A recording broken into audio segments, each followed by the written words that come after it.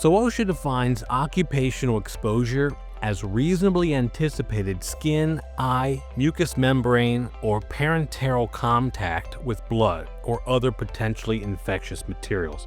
These are known as OPIM during job duties. Let's break that down.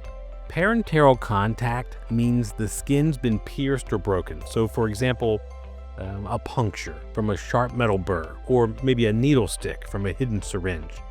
Contact with non-intact skin would include things like cuts, rashes, or abrasions.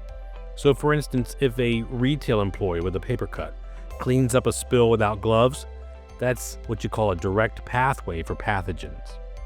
Now before I forget to say it, splashes to mucous membranes of the eyes, nose, or mouth, these are also a really high risk.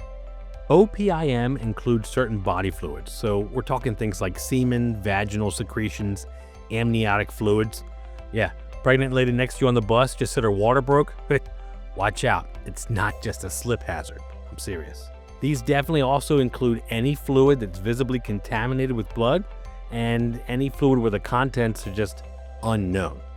So listen, basically, if it's wet and it's not yours, treat it as potentially infectious, okay?